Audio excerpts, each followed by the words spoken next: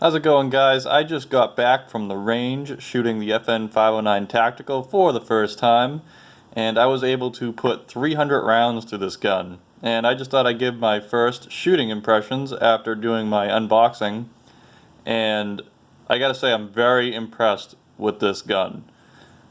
Some things I've noticed, which are really cool, are going to be the slide release and the mag release.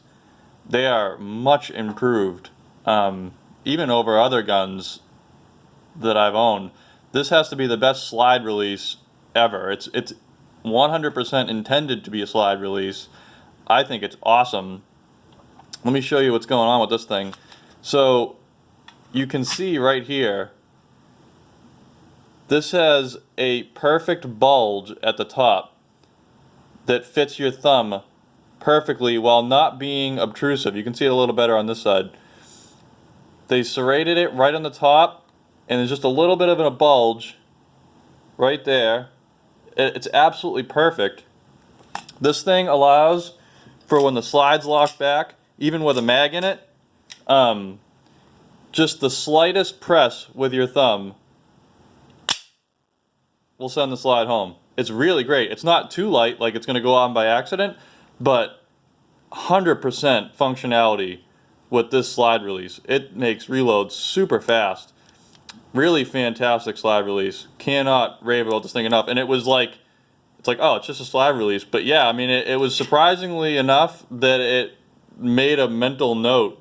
So I have to mention it. The sights are really great.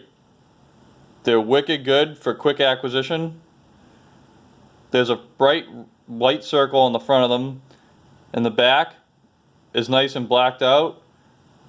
They point super naturally, especially for suppressor height sights. I really like these sights. I was able to get good accuracy with it.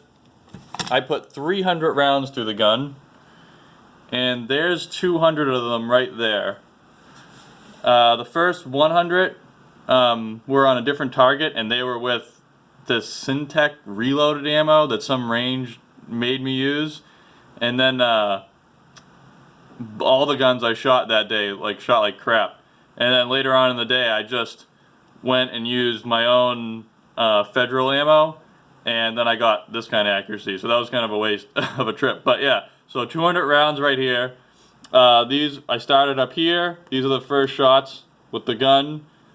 These are just like general slow fire, kind of like one shot a second, top and bottom. These were just from a draw, taking one shot, these two squares. This was shooting faster, taking like 2 shots a second. And this was rapid fire, all 25 rounds right here, doing like 2 to 3 shots a second. Just kind of like mag dumping it right there. And then that was just a few I had left over from another mag, and doing a little bit of accuracy. The middle is accuracy testing. Oh, by the way, these are all from 7 yards, all up here. This is just some accuracy testing right there. I did regular. I think that's 17 rounds in that middle big circle. Then down here, same thing, just like 1 round a second, getting used to it. This was a rapid fire. Also, these were from 10 yards. So these were 10 yards, moved it back a little bit. This square right here is 15 yards. I was aiming for the blue square right there. This was obviously the red circle. And then right here, just 4 extra rounds I had at 15 yards. So this was all 200 rounds right here. These squares and circles are 3 inches, and this is a 10-inch circle right here on this target. This was a pretty cool target because you had so many different aiming points for one $1 target. So I liked that. So that's the kind of shooting I got out of it. First 200 rounds with it. And something else I think is noteworthy is the mag release. It's really big, but it's not in the way at all. They have these nice guards around it, so you never come in contact with it until you want to. And it works very well. I know that I saw some reviews on the original 509 that said it didn't work quite as well, but this thing works fantastic. Like I said, slide release, epic. Now let's take a look at the trigger. It did already smooth out just from those first 300 rounds, but let's take a look at this thing. This thing is very crisp. Look at that. Just a smooth, crisp break once you get to the wall. Let's get this to focus. Right there's your reset. Little bit of take up, and then just perfectly crisp break. Really, really nice trigger. It's a little bit heavier than some, but the thing is it's super crisp. So while it's a little bit heavier, that crisp break lets you really get that accurate shot. I think that a trigger being crisp is more important than it being light. And the way I was trained to shoot was to prep the trigger on your draw so that you're bringing it back to the wall. So it's okay to have a little bit heavier trigger because you don't want to break that shot accidentally when you're coming back to the wall. If you have a really light trigger, like 4 pounds, 4.5 pounds, even like if sometimes guys put them lighter than that, which is too light, but you want to be able to pull like 3 pounds and then just that extra pound once you're ready and aimed. So being able to prep this trigger was awesome.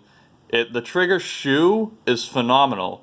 Some of my other guns, like my P10C, VP9, 19X, those guns, if you shoot those for 300 rounds, and I also put another 300 rounds through my P320 Compact 45 that I got, so I did 600 rounds in one day. And let me tell you, this trigger shoe leaves no hot spots. It's very comfortable for a long range session, and that's very important in a gun. Because if a gun hurts, you're not going to shoot it. And you're not going to shoot it a lot for sure. And this is probably the most comfortable trigger shoe I've ever felt. Also, the Steyr M9 A1 has an amazing trigger shoe as well. People tend to overlook that, but this gun's trigger shoe is so comfortable. It's just fantastic. You can shoot this as long as you want. There's no biting from the trigger guard, which I'll get with like my VP9, little bit with the P10C. But this you can shoot this all day and your finger's fine. So that's very important. The grip texture is very good. It's very good, except the back isn't as aggressive as you think it would be. It's kind of like this off-road tire looking thing, and you'd think it's very aggressive, but actually I think I would put some grip tape on the back of this gun. Just the back. The front holds phenomenally. If you can see the front, there we go. See how they're like angled out? So when you hold the gun like this, it really pulls perfectly in all the right directions. Like, it does not let the gun move, but the back is just a little bit, I don't know how to describe it, but it's not quite as aggressive as I would like. It's aggressive, the gun doesn't slip around, but not quite as aggressive as I would like. So I might put some grip tape on the back right here. Another thing to mention, this gun comes with 2 recoil springs. It comes with this one in the gun originally, and they call this the silver spring.